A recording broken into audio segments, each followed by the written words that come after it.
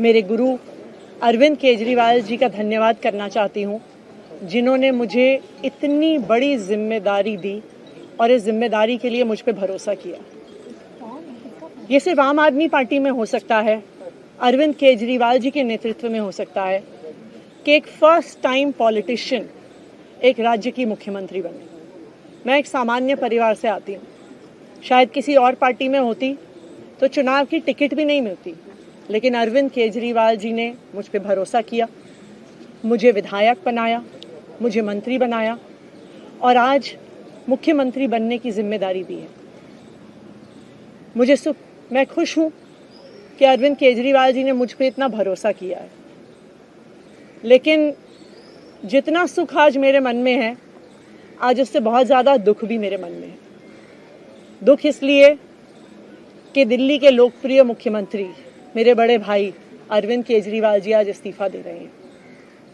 मैं आज ये ज़रूर कहना चाहती हूँ आम आदमी पार्टी के सभी विधायकों की तरफ से, दिल्ली की 2 करोड़ जनता की तरफ से, कि दिल्ली का एक ही मुख्यमंत्री है और उस मुख्यमंत्री का नाम अरविंद केजरीवाल है। भारतीय जनता पार्टी ने पिछले 2 साल से अरविंद केजरीवाल जी को परेशान करने की, उनके खिलाफ षड्यंत्र रचने की कोई कसर नहीं छोड़ी।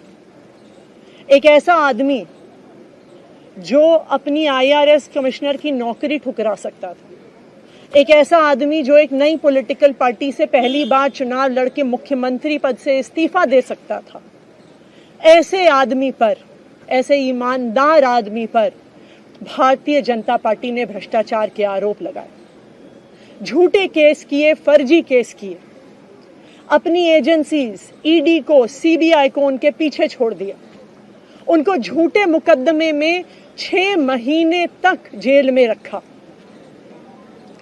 आखिरकार सुप्रीम कोर्ट ने उन्हें जमानत दी और सुप्रीम कोर्ट ने सिर्फ उनको जमानत नहीं दी, सुप्रीम कोर्ट ने केंद्र सरकार के मुंह पे तमाचा मारा, उनकी एजेंसीज के मुंह पे तमाचा मारा।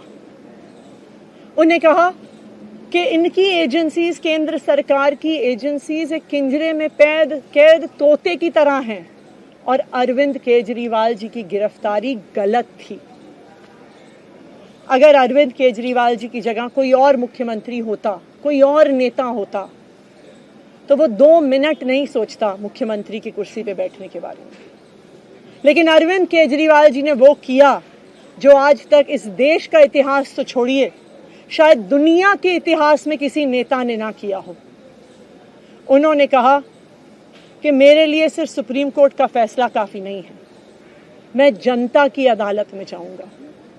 जब दिल्ली की जनता मुझे कहेगी कि हम तुम्हें मुख्यमंत्री के रूप में देखना चाहते हैं, जब दिल्ली की जनता कहेगी कि तुम ईमानदार हो, तब मैं मुख्यमंत्री की कुर्सी पे बैठूंगा।